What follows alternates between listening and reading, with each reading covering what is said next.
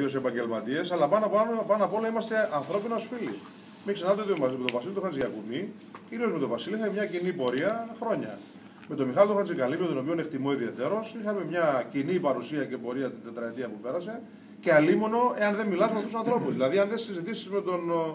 Να ξεκινήσω από το Βόρειο, αν δεν ξεκινήσω με τους εν ζωή προέδρους, δηλαδή τον Κώστα τον Παναγιώτη και τον Μανώλη τον Κασιώτη, αν δεν συζητήσω με τον ίδιο τον Παπα-Νικολάου, αν δεν συζητήσω με τον Χατζηγιακουμί, αν δεν συζητήσω με τον Χατζικαλίμνιο ή με τον Βαρκά, που ήταν κάποιοι άνθρωποι και κάποιους άλλους ανθρώπους, όχι τους επικεφαλείς που πέρασαν από την τοπική αυτοδιοίκηση, ή αν θέλετε και από πρόσωπα τα οποία ήταν απλή δημοτική συμβουλή, τότε με συγχωρείτε κύριε, αλλά δεν κάνουμε τίποτα. Και όλοι αυτοί οι άνθρωποι πρέπει να ενεργοποιηθούν κάποια στιγμή. Αυτό ότι κάνουμε συζητήσεις με τον κύριο Χατζηγιακουμί, εντάξει. Αυτό είναι το ερώτημα. Αν έχετε καταλήξει σε μια συμπόρευση εκλογική, όπως ρώτησε ο συνάδελφος. Όχι. Δεν έχετε καταλήξει ακόμα. Είναι πολύ νωρίς να μιλήσει για κάτι τέτοιο. Έτσι. Και όπως επίσης δεν μπορώ εγώ σε έναν πρώην δήμαρχο να του πω μην είσαι υποψήφιος, αν θέλει να είναι υποψήφιος.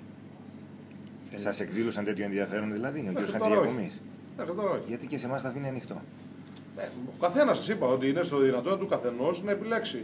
Και βεβαίως ξαναλέω ότι είναι ομορφιά στη δημοκρατία, είναι κέρδος της δημοκρατίας να υπάρχουν παρατάξεις που να καταθέτουν προτάσεις και να παλεύουμε όλοι μαζί για κάποια πράγματα.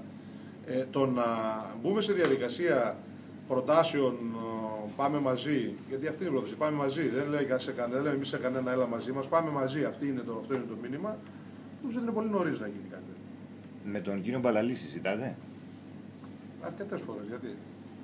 Λέω, μήπως υπάρχει, επειδή ξέρουμε με την κυρία Κιαπόκα υπάρχει προσέγγιση. Με τον κύριο Μπαλαλή συζητούσαμε και συζητάμε χρόνια και πολιτικά και επαγγελματικά και όλα τα άλλα. Δηλαδή δεν νομίζω ότι υπάρχει πρόβλημα. Πολιτικά μας ενδιαφέρει, κύριε Κυρίτσι. Και μόλις γυρίσει από την Κύπρο θα σας ενημερώσει ο ίδιος. Φαντάζομαι. Τώρα, σε ό,τι στην Κύπρο. Αυτό είναι ευχάριστο. Αυτό είναι πολύ ευχάριστο για να ευχηθούμε με το ερώτημα που είχα να κάνω εγώ. Και από ό,τι ξέρω κάνει και αγοράκι, ελπίζω οι συμπέθεροι να καταλήξουν ότι το ποιο όνομα θα βγάλουν. Στο όνομα μόνο ή υπονοείται και κάτι άλλο? Πού θα κατέβει η για παράδειξη εντονός. Σήμερα γεννά, πραγματικά, γιατί ό,τι ξέραμε αυτό το 10 θα γίνει. Ήθελα να ρωτήσω την άποψή